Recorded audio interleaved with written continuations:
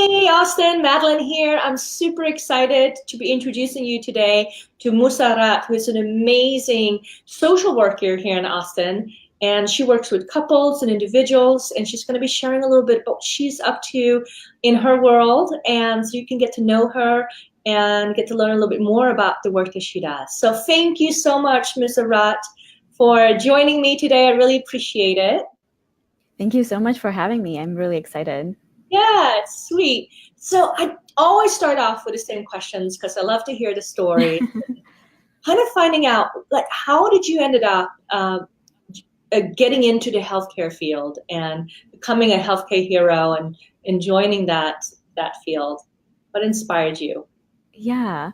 So actually, it was after my bachelor's degree. I took a trip with my uncle to India. My uncle has a nonprofit organization called Comfort Aid International, where he helps children and orphans by building schools and all these amazing things. So I took a trip with him to India, and there I had this really life-changing experience where I began asking myself, what's my purpose in life? How do I want to serve the world? And how, do I want to make the world a better place? And actually, my bachelor's was not in social work at that time. So I, researched and decided that I do really align with social work values. And that's when I began my journey by doing a master's in social work. And so that was kind of the really, really beginning of how I, where I am today. That's amazing. And so I don't know. I don't mean to be too personal, but I love to hear, like, what was like the insight? What was it in India and that trip that really kind of inspired that, like, how am I going to contribute in a bigger way to the world? I mean, that's a big question to be asking of ourselves, and I think it's really beautiful. Yeah. You know, I'll be very honest here, but actually when I had chosen my bachelor's, it was really a fear-based decision that I had made. Fear of, maybe not being good enough in other things. And so one thing that came up for me in that journey is, personally for me, not to fear anything except for God.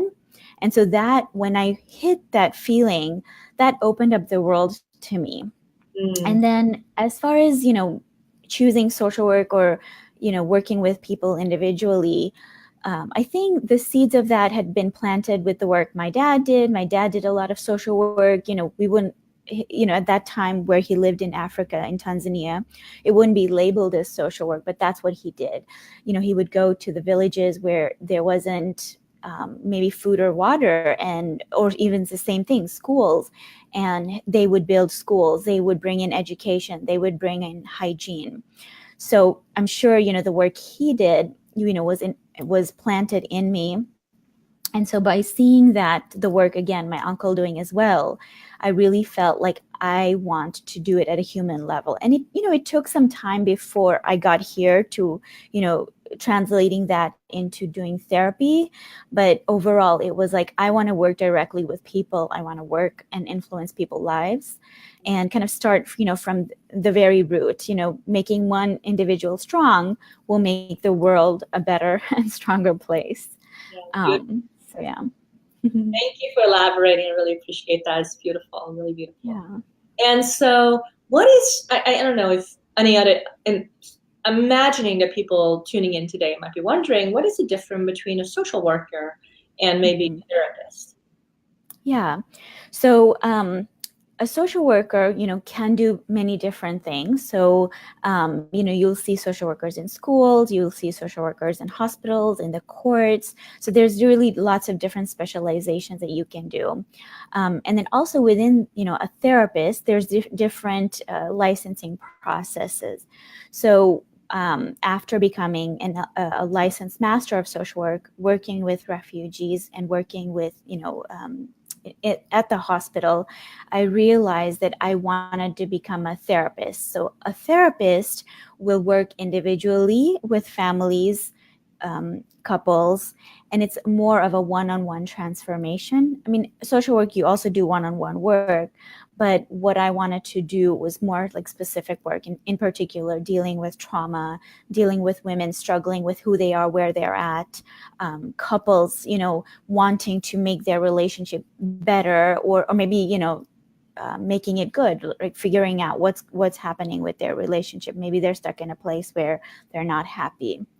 So I would say, as a therapist, I'm a licensed clinical social worker, and I can do more, clinical change work in an office setting. Yeah. Beautiful. Yeah, thank you for clarifying. And so you touched a little bit on this just now, talking a little bit about who are the people that you just love to work with. Yeah. So I really, really love to work with women from, ages around 17, 18 and older. So I see, and then couples as well. And so I'll see women, some of them will be as young as in 11th or 12th grade. And then others will be in their 30s and 40s, exploring their life and asking the question, or figuring out what more they want from their life and needing additional support. Maybe things that they've been doing haven't been working, or something major has happened in their life, which is making them think like, okay, I want something different.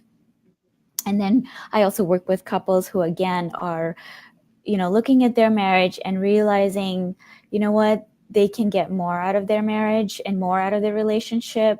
So they'll come in and seek my support.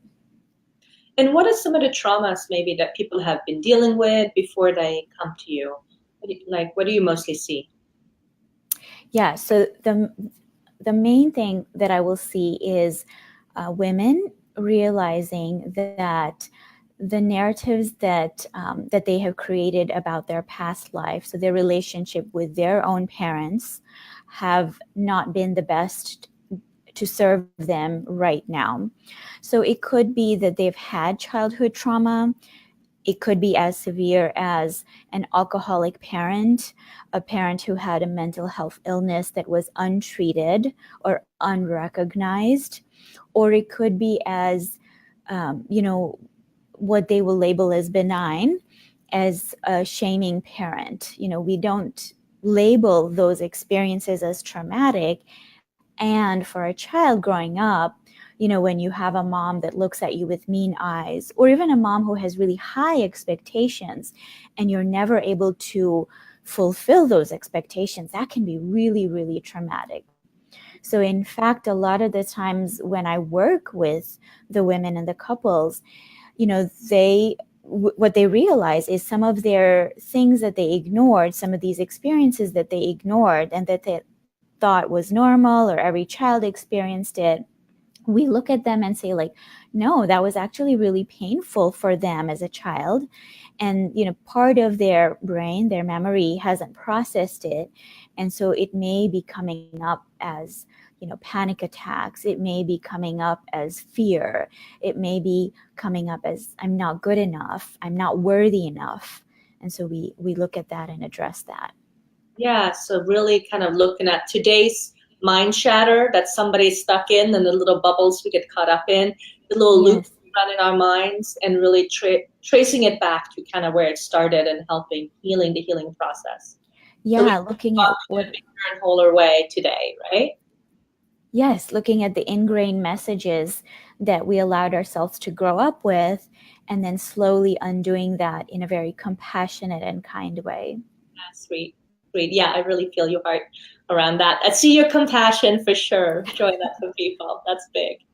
And so, what happens when somebody first comes to you, very first visit? Like, what can I expect? Yeah. So, the first visit when they come in, it's really two things. It's a chance for them to get to know me in person, to get to know my style. It's a chance for me to get to know them. So sometimes it looks like me asking them lots of questions and them sharing their story with me, whatever feels comfortable for them. That's the most important thing for me, is allowing the person that's in front of me to really go at their own pace and what's comfortable to them. And then I give them a lot of chance to get to know me, to ask me, about my style, about me as a person, my values. It's really important that we align and that they feel comfortable and safe with the work that we'll be doing together. Very cool. Yeah, great. And how long does somebody usually work with you for? Is it years, months, visits? Yeah, so it really does depend. So sometimes when teenagers work with me, they may work with me for 6 months or up to a year, take a break over the summer. The people that do work between 1 and 2 years with me are the ones that find the most healing, the most sustainable healing. And so I would say some of the people that I've worked with, we've been together for two or more years sometimes. But really just depends. It could be 6 months and 2 to 3 years. But that's beautiful. You really get to see people's transformation and travel with them through a couple of years. That's really fun. Yeah. That's sweet. Sweet. And so tell us about this 4-week course that you have coming up. Share a little bit about what it's about and who it's for, and Yeah. So I'll be doing a 4-week communication skills course. So I'm a believer in like 2 layers. There's 2 layers of work that we need to do. We need to do the how, which is like, one of the things that couples or, even individuals will come to me and they'll complain about, the classic complaint, we just need better communication skills. So I'm really passionate about teaching you and giving you the tools of how to change that communication pattern so that you are being a more effective communicator. So it's for couples or for parents. The tools that I'll be teaching are really, really relevant for a family system. So I use them all the time with my family, my husband, all the time. So, you will learn 4 specific techniques that you will engage in with your partner if you are in a family with your teens, on how to better communicate, be more effective, get your message across, get your needs met, have your values be heard. Yeah, and so it's just something that would be great for somebody who is a parent, maybe dealing with teenagers. Yes. Or, and of course, couples, you said, so that's great. Cool. Yes. Excellent. Anybody stuck in that feeling of, I don't know how to communicate. Why are they not getting it? Right, exactly. We all have those moments. But you want to bring out the hammer, but maybe that's not the best solution. Yes, you want to be like, come on. Exactly. So tell us about this really great gift that you're offering the listeners. And I'm going to actually put it up so people can see it on the screen too, and share it with everyone. So tell us. So I'm giving $100 off to anybody who registers within the next couple of days, and the first 10 people that register get $100 off. So you can just click on that link, put in your email address, and then you'll get a coupon code that you can use.